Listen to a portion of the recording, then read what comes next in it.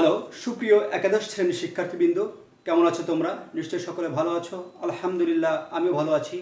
প্রিয় শিক্ষার্থীবৃন্দ, তোমরা জানো আবার সারা বিশ্বে করোনা ভাইরাস মহামারী আকার ধারণ করেছে।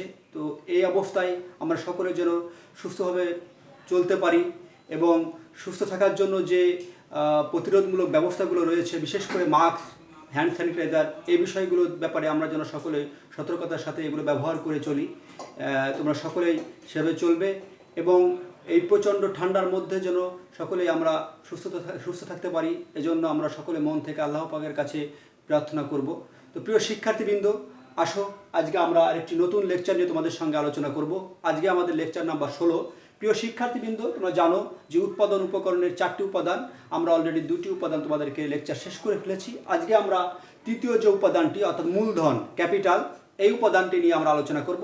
আজকে আমরা লেকচারে আলোচনা করব যে মূলধন কি এবং মূলধনের বৈশিষ্ট্য, অর্থাৎ 2টি টপিকস নিয়ে আমরা আজকে আলোচনা করব। প্রিয় শিক্ষার্থীবৃন্দ, তোমাদের কাছে যদি আমি কোশ্চেন করি, ইন জেনারেল একটি সাধারণ কোশ্চেন করি যে মূলধন কি তোমরা জানবা বা পুঁজি কি, তখন তোমরা সকলে বলবে স্যার পুঁজি মানে আমার কাছে যে টাকা আছে, আমি ব্যবসার শুরুতেই যে টাকা নিয়ে আমি বিনিয়োগ করি একটা ব্যবসা করার জন্য, এইগুলোই আমি মূলত আমরা পুঁজি বা মূলধন বলি। হ্যাঁ, ব্যাপারটা এরকমই যে আসলে তুমি বা যে কোনো একজন লোক যদি একজন উদ্যোক্তা যদি একটা ব্যবসা শুরু করতে চায়, তাহলে তার কি দরকার? প্রথমে তার অবশ্যই দরকার মূলধন। মূলধন ছাড়া উৎপাদনের অন্যান্য উপকরণগুলো যদিও থাকে, কিন্তু মূলধন নাই, তাহলে কি উৎপাদন কার্য চলবে না। তাহলে আমরা কি বুঝলাম? আমরা বুঝলাম যে ক্যাপিটাল বা মূলধন একটি গুরুত্বপূর্ণ উপাদান, তাই তো। উৎপাদন উপকরণের জন্য একটি গুরুত্বপূর্ণ উপাদান হচ্ছে মূলধন। অর্থাৎ এই মূলধন যদি অনুপস্থিত থাকে, তাহলে সেখানে উৎপাদন কার্য কখনোই সম্ভব নয়। আচ্ছা, তাহলে তোমরা দেখবা যে ঢাকা শহরে অনেক ব্যবসায়ী মূলধনকে কি বলে? পুঁজি। মাগার এত টাকা পুঁজি নিয়ে আসছি, এরকম বলে ওরা। হ্যাঁ, যারা 10 লক্ষ টাকা পুঁজি খাটাই যাচ্ছি, মাগার কোনো প্রফিট হয় না, এরকম করে তারা কথা বলে, তাই তো। ঢাকাইলে ভাষায় আমি একটু বললাম তোমাদের যে পুঁজি বলে ওরা। তাহলে অ্যাকচুয়ালি আমরা বলবো বই পুস্তকে বলেছে যে মূলধন অর্থাৎ ক্যাপিটাল বা পুঁজিও বলা যায় বাংলাতে। যাই হোক, প্রিয় শিক্ষার্থীবৃন্দ, তো এই মূলধনের ব্যাপক গুরুত্বপূর্ণ ভূমিকা রয়েছে উৎপাদন কার্যের জন্য। তো আমরা আজকে এই বিষয়টি নিয়েই মূলত আলোচনা করব। এখন মূলধন বলতে আমরা কি বুঝি? মূলধন বলতে সাধারণত তোমরা ইন জেনারেল বুঝো যে আমার কাছে যে 5 লক্ষ টাকা আছে, এটাই আমার মূলধন। আসলে মূলধন নগদ টাকা ছাড়াও আমরা অনেক কিছুকেই মূলধন বলে থাকবো। সে বিষয়গুলো নিয়ে আমি তোমাদেরকে সংক্ষেপে ধারণা দেওয়ার চেষ্টা করব, তোমরা সেটা বোঝার চেষ্টা করবে। পাশাপাশি মূলধনের যে বৈশিষ্ট্যগুলো রয়েছে সে বিষয়গুলো নিয়ে আমরা আলোচনা করব। দেখো আমি কি লিখেছি হোয়াইট বোর্ডের দিকে তোমরা যদি তাকাও, যে মূলধন উৎপাদন উপকরণের একটি গুরুত্বপূর্ণ এবং মানব সৃষ্ট মৌলিক উপাদান। আবার বলি, দেখো যে মূলধন উৎপাদন উপকরণের একটি গুরুত্বপূর্ণ এবং মানব সৃষ্ট মৌলিক উপাদান। সাধারণ অর্থে মূলধন বলতে আমরা অর্থকে বুঝে থাকি, কিন্তু অর্থনীতিতে মূলধন বলতে মানুষের সম্পদের যে অংশ বর্তমানে ভোগ না করে ভবিষ্যতে পুনরায় সম্পদ বা আয় সৃষ্টিতে ব্যবহার করা হয়, তাকে মূলধন বলা হয়। উদাহরণস্বরূপ বলা যায় ব্যবসায় নিয়োজিত অর্থ, ভ্যান গাড়ি, আসবাবপত্র, অফিস রুম প্রভৃতি। তাহলে প্রিয় শিক্ষার্থীরা, আমি যে কথাগুলো তোমাদের সামনে এখানে উপস্থাপন করলাম বা ডিসকাস করলাম, সেখান থেকে আমরা কি কি পয়েন্ট আউট করতে পারি? দেখো, আমরা বলতে পারি যে প্রথমে যদি আসে যে মূলধন একটি মানব সৃষ্ট মৌলিক উপাদান, তাহলে তোমাদের নৈবেত্তিকের জন্য এই কোশ্চেনটি খুবই ইম্পর্ট্যান্ট যে নিচের কোন উৎপাদন উপকরণটি মানব সৃষ্ট? তাহলে তোমরা কি বলবে? যে ক্যাপিটাল বা মূলধন হচ্ছে একটি মানব সৃষ্ট উপাদান, অর্থাৎ এটি প্রকৃতির দান নয়।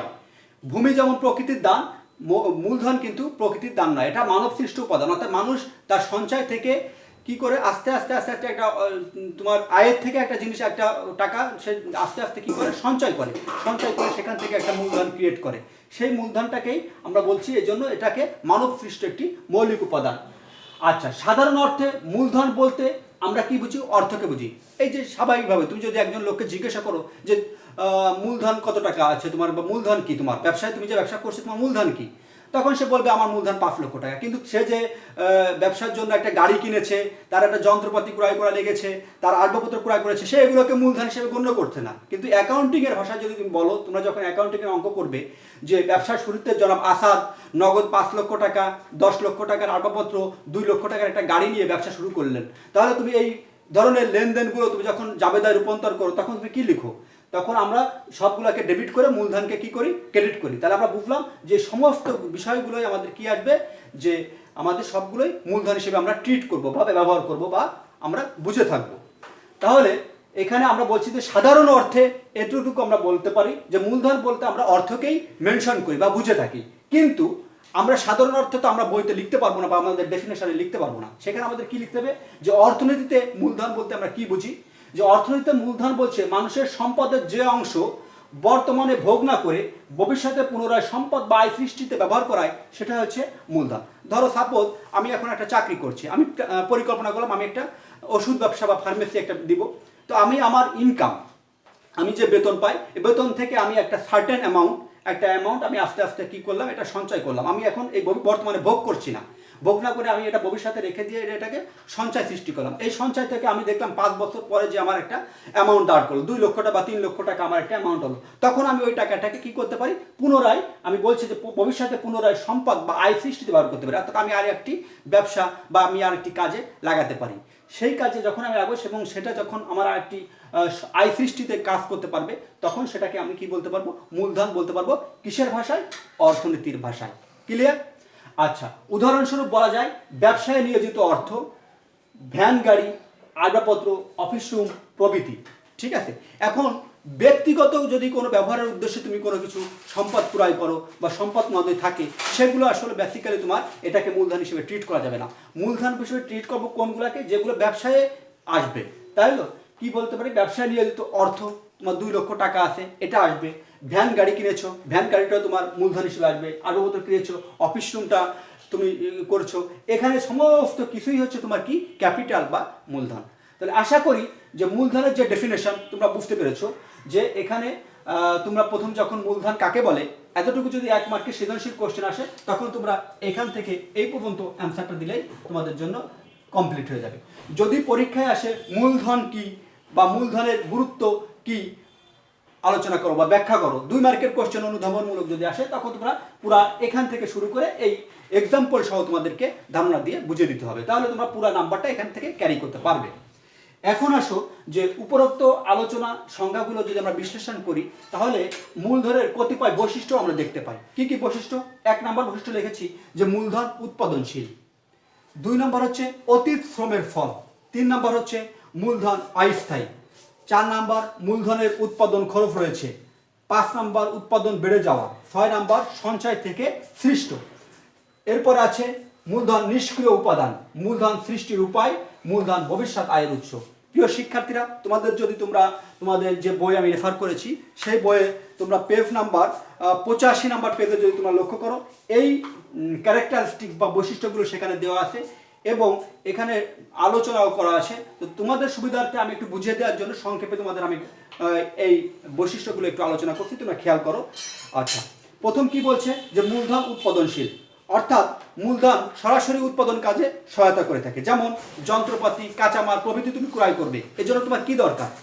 এজন্য তোমার কি দরকার? মূলধন দরকার। অর্থাৎ তুমি একটা উৎপাদন কার্য শুরু করবে, সেখানে তোমার কাঁচামাল দরকার আছে, যন্ত্রপাতি দিয়ে তুমি সেটা তৈরি করবে, তাহলে এই জিনিসগুলো তোমার লাগবে।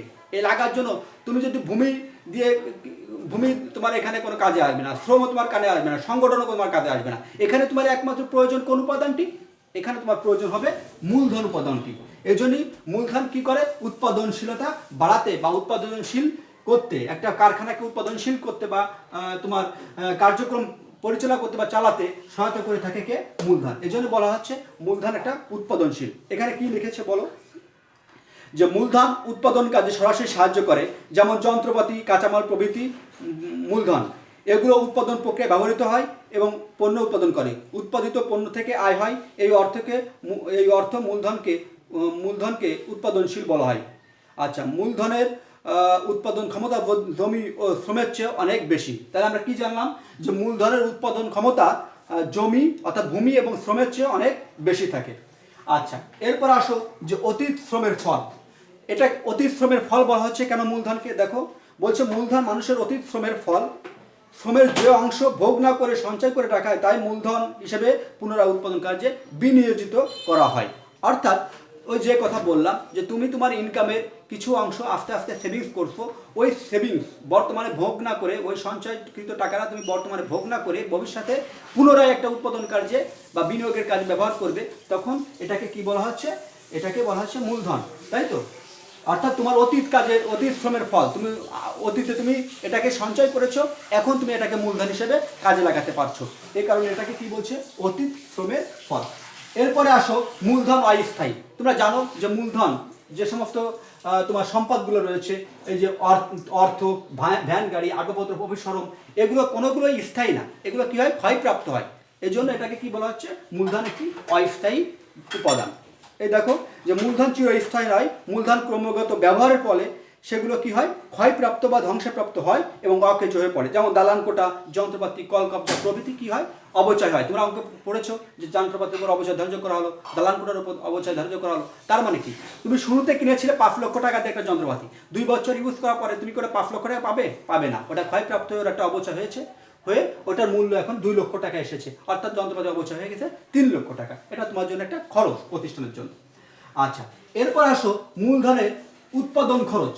যেহেতু মূলধন মানব সৃষ্ট একটি উপাদান, তাহলে এটা কি হচ্ছে? মানুষের এটাকে সৃষ্ট করতে যে এর জন্য একটা কি হয়? এর একটা প্রোডাকশন কস্ট বা এর একটা উৎপাদন খরচ হয়ে থাকে। এই জন্য বলা হয় যে মূলধনের উৎপাদন খরচ রয়েছে। এরপর আসো উৎপাদন বেড়ে যাওয়া। আচ্ছা, 5 নম্বর পয়েন্ট বলছে যে কারখানা বা প্রতিষ্ঠানের মূলধন যত বেশি হবে, হ্যাঁ, তোমার মনে করো যে তুমি তোমার একজন লোক এ আর বি নামে দুটা কোম্পানি আছে। এ কোম্পানির মালিক, দুজন লোকের দুইটা কোম্পানি, একটা এ কোম্পানি, একটা বি কোম্পানি। এখন এ কোম্পানির ক্যাপিটাল হচ্ছে 5 লক্ষ টাকা, বি কোম্পানির হচ্ছে 10 লক্ষ টাকা। স্বাভাবিকভাবে যে কোম্পানির মূলধনের পরিমাণ যত বেশি, তার উৎপাদনের পরিমাণ কি হবে? স্বাভাবিকভাবে তার বেশি হবে, তার ক্যাপিটাল বেশি থাকবে। সে ক্যাপিটাল বেশি পেলে তার শ্রম, মূলধন, সংগঠন, তার ভূমি, অন্যান্য উপাদানও সে বেশি কি করতে পারবে? সে সংযোজন করতে পারবে। স্বাভাবিকভাবে সে কি করতে পারবে? তার উৎপাদন প্রক্রিয়াটা বেড়ে যাবে। তাহলে আমরা কি জানলাম? যদি মূলধনের পরিমাণ বেশি থাকে, উৎপাদনটা অটোমেটিক্যালি তার বেশি হবে, তাই তো? তোমার যেমন ক্যাপিটাল তেমন তোমার উৎপাদন হবে। এটাই বলছে যে কারখানা প্রতিষ্ঠানের মূলধন যত বেশি, সে প্রতিষ্ঠানের আয় তত বেশি হবে। মূলধনের অন্যতম বৈশিষ্ট্য হলো মূলধন উৎপাদন ক্ষমতা বাড়িয়ে থাকে। বেশি মূলধন হলে কাঁচামাল, যন্ত্রপাতি, শ্রমিক, আসবাবপত্র, দালান কোটা, আধুনিক প্রযুক্তি প্রভৃতি স্থাপন করা সম্ভব, ফলে উৎপাদনের পরিমাণ বেড়ে যায়। এই জন্য বলছে মূলধনের উৎপাদন পরিমাণ বাড়াতে সহায়তা করে। এরপরে আসো সঞ্চয় থেকে সৃষ্ট একটি উপাদান। তাহলে আমরা এটা আগেই তোমাদেরকে কয়েকবার ডিসকাস করেছি যে মূলধন হচ্ছে সঞ্চয় থেকে সৃষ্ট। হ্যাঁ, তুমি যে ইনকাম করো, তোমার মাসে 50,000 টাকা ইনকাম, তুমি 10,000 টাকা করে ওখান থেকে সেভ করো। এই যে সঞ্চয় করছো, এই সঞ্চয় থেকে ওই 10,000 টাকা 1 বছর পর হচ্ছে 1,20,000 টাকা, 2 বছর পর হবে 2,40,000 টাকা। এভাবে যদি তুমি 2 বছর পরে একটা কিছু ব্যবসা করার চিন্তা ভাবনা করো, তখন ওই তোমার 2 বছর পরে ওই সঞ্চয় থেকে সৃষ্ট একটা মূলধন হিসেবে দাও হবে। এটাই বলছে যে মূলধন হচ্ছে একটি সঞ্চয় থেকে সৃষ্ট উপাদান। এরপরে আসো যে মূলধন একটি নিষ্ক্রিয় উপাদান। Very very important. অনেক সময় তোমাদের অনুধাবনমূলক কোশ্চেনে আসতে পারে যে মূলধন একটি নিষ্ক্রিয় উপাদান, বিষয়টি ব্যাখ্যা করো। 2 মার্কের কোশ্চেন আসতে পারে পরীক্ষায়, এটার জন্য তোমার জানতে হবে। বা নৈবেত্তিকে আসতে পারে নিচের কোন উৎপাদনের উপকরণটি একটি নিষ্ক্রিয় উপাদান। তাহলে তোমাদের কি দিতে হবে? নিষ্ক্রিয় উপাদান হচ্ছে মূলধন একটি নিষ্ক্রিয় উপাদান। কেন? দেখো, একে নিষ্ক্রিয় উপাদান বলছে যে মূলধনের আরেকটি বৈশিষ্ট্য হলো এটি একটি নিষ্ক্রিয় উপাদান। শ্রমের সহযোগিতা ছাড়া নিজে নিজে কোনো কিছু উৎপাদন করতে পারে না। আচ্ছা, তুমি মূলধনকে কেন নিষ্ক্রিয় উপাদান বলছে একটু খেয়াল করো। ধরো তুমি 5 লক্ষ টাকা আছে তোমার, 5 লক্ষ টাকাতে তুমি যন্ত্রপাতি ক্রয় করলে, তুমি কাঁচামাল ক্রয় করলে, আসবাবপত্র ক্রয় করলে, সব কিছু মূলধন দিয়ে তুমি নিয়ে আসলে, টাকা নিয়ে আসলে। এখন এই মূলধন দিয়ে নিয়ে আসলে, মূলধন দিয়ে তুমি যদি অন্য যে উপাদানগুলো আছে, ধরো শ্রমের যদি সহায়তা না নাও, তাহলে কি এই মূলধন কোনো কাজে লাগবে? লাগবে না। এই জন্য বলছে যে মূলধন তো তুমি এগুলো ক্রয় করতে পারবে, কিন্তু এগুলো উৎপাদন করতে পারবে না। এগুলো উৎপাদন করতে গেলে তোমার কি করতে হবে? শ্রম দরকার হবে। এই জন্য বলতেছে মূলধন একটি নিষ্ক্রিয় উপাদান, অর্থাৎ দেশে কোনো কাজ করতে পারে না। ঠিক আছে, এটা ওই শ্রমের সাহায্য নিয়ে সেটা প্রোডাকশন বা উৎপাদন করতে পারে। এই জন্য এটা বলছে এটা একটা ইনঅ্যাক্টিভ বা নিষ্ক্রিয় উপাদান। এরপর আসো যে মূলধন সৃষ্টির উপায়। মূলধন সৃষ্টি হয় কিভাবে? দেখো যে মূলধন সাধারণত শ্রমের মাধ্যমে সৃষ্টি হয়। মানুষই মূলধন বা প্রযুক্তি সৃষ্টি করে ব্যবহারের উপযোগিতা বাড়িয়ে থাকে। এজন্য তাহলে আমরা কি জানলাম? যে মূলধন সৃষ্টির উপায় হচ্ছে শ্রমের মাধ্যমে, অর্থাৎ শ্রমের মাধ্যমে মূলধনটা ক্রিয়েট হয়ে থাকে। এরপরে আসো যে লাস্ট ওয়ান যে বৈশিষ্ট্য আছে, ভবিষ্যৎ আয়ের উৎস। তাহলে তোমার যে মূলধনটা তুমি সঞ্চয় করে রাখছো, এটা তোমার কি হয়? ফিউচারে একটা ইনকাম সোর্স হিসেবে কাজ করে থাকে। দেখো বলছে যে মূলধন মানুষের ভবিষ্যৎ আয়ের উৎস। একজন মানুষ সব সময় সমান পরিমাণ পরিশ্রম করতে পারে না। আচ্ছা, তোমার মনে করো যে সঞ্চয় করতে করতে তোমার 5 লক্ষ, 10 লক্ষ বা 15 লক্ষ, 20 লক্ষ টাকা তোমার একটা ক্যাপিটাল তোমার দাঁড় হয়ে গেছে। তখন তুমি চিন্তা করলে যে না, তোমার এখন তোমার এনার্জি আছে, তুমি ইয়াং, যে কোনো একজন লোক সেই ইয়াং বয়সে ইনকাম করে তার অনেক টাকা সে কী করেছে, সঞ্চয় করে সে একটা ক্যাপিটাল দাঁড় করেছে। সে চিন্তা করলো আমি এই ক্যাপিটাল দিয়ে আমি একটা বাড়ি কিনবো বা একটা প্লট কিনবো বা একটা জায়গা কিনবো বা একটা কী করবো, একটা গাড়ি কিনবো। তো এই যে জিনিসটা সে কী করলো, এগুলো একটা অ্যাসেটে পরিণত হয়ে গেলো তার এই সঞ্চয়টা।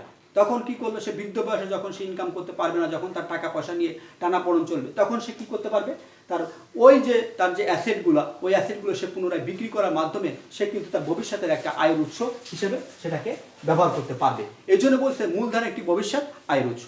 তোমাদের বইয়ে কি বলছে দেখো, যে মূলধন মানুষের ভবিষ্যৎ আয়ের উৎস। একজন মানুষ সবসময় সমান পরিমাণ পরিশ্রম করতে পারে না। আমি আজকে ইয়াং আছি, আমার আজকে যে এনার্জি, আমি 5 বছর পরে হয়তো আমার এই আউটপুট আর থাকবে না, তাই তো? এটাই বলছে, যুবক বয়সে যে পরিমাণ উৎপাদন করতে পারে সে বৃদ্ধ বয়সে একই পরিমাণ উৎপাদন করতে পারে না। তাই তখন তার বেশি পরিশ্রম করা বয়স, তার যখন বেশি পরিশ্রম করা বয়স, তখন সে বেশি পরিশ্রম করে অতিরিক্ত পরিমাণ সঞ্চয় করে স্থায়ী সম্পদ অর্জন করে। আর এই স্থায়ী সম্পদ বা সম্পত্তি অর্জনই হলো মূলধন। সুতরাং মূলধন উৎপাদনের একটি মৌলিক উপাদান। তাহলে আমরা কি দেখলাম, যে মূলধনের এই সকল বৈশিষ্ট্যগুলোর মাধ্যমেই মূলধনকে আমরা অন্যান্য উপাদান থেকে আমরা কি করতে পারি, তাকে আমরা পৃথক করতে পারি। তাহলে এখান থেকে তোমাদের যেগুলো ভেরি ইম্পর্ট্যান্ট নৈবেদিকের জন্য আমি বলে দিয়েছি, ডেফিনেশন আসতে পারে। আর এখান থেকে এই বৈশিষ্ট্যের উপর বিভিন্ন টপিকস নিয়ে তোমার কি আসতে পারে, অনুধাবনমূলক কোশ্চেন আসতে পারে যে মূলধন ভবিষ্যৎ আয়ের উৎস ব্যাখ্যা করো, মূলধন সঞ্চয় থেকে সৃষ্ট, বিষয়টি বুঝিয়ে লেখো। আসতে পারে মূলধন অস্থায়ী, বিষয়টি বুঝিয়ে লেখো। মূলধন উৎপাদনশীল, কথাটি বলতে কি বুঝো, ব্যাখ্যা করো। এরকম 2 মার্কের কোশ্চেন আসতে পারে, মূলধন নিষ্ক্রিয় উপাদান, ব্যাখ্যা করো। তাহলে এই বিষয়গুলো সম্পর্কে তোমাদের কি থাকতে হবে, কনসেপ্ট ক্লিয়ার থাকতে হবে, আদারওয়াইজ তুমি এটাকে অ্যান্সার দিতে পারবে না। এরপর আসো যে মূলধন কি, ডেফিনেশন যদি আসে সৃজনশীল জ্ঞানমূলক কোশ্চেনে, তখন তোমাকে এখান থেকে কীভাবে কোশ্চেন দিতে হবে সে ব্যাপারগুলো আমি তোমাদেরকে আলোচনা করেছি। তাহলে পরীক্ষাতে যদি নৈবেদিক আসে যে নিম্নের কোনটি মানব সৃষ্ট উপাদান, তাহলে তুমি কি বলবে, মূলধন। পরীক্ষা আসতে পারে নিম্নের কোনটি সঞ্চয় থেকে সৃষ্ট হয়, তাহলে কি বলবা, মূলধন। পরীক্ষা আসতে পারে নৈবেদিকে যে উৎপাদন উপকরণের তৃতীয় উপাদান কোনটি, তখন আসতে পারে যে কোনটি, মূলধন। পরীক্ষা আসতে পারে নিম্নের কোনটি নিষ্ক্রিয় উপাদান, কি বলবে, মূলধন। এভাবেই তোমাদেরকে বেসিক জিনিস যখন তুমি কনসেপ্ট ক্লিয়ার হবে, তখন তোমাকে কোশ্চেন তোমার সামনে যেভাবেই আসুক, যেই স্টাইলে আসুক, তুমি সেই কোশ্চেন অ্যান্সারটা দিতে পারবে বলে আমি মনে করি। তো প্রিয় শিক্ষার্থীরা, আজকের লেকচার এই পর্যন্ত শেষ। আমরা পরবর্তীতে নতুন আরেকটি ভিডিও নিয়ে তোমাদের সঙ্গে আলোচনা করব। সে পর্যন্ত সকলে ভালো থাকো, সুস্থ থাকো। আল্লাহ হাফেজ। ধন্যবাদ সকলকে।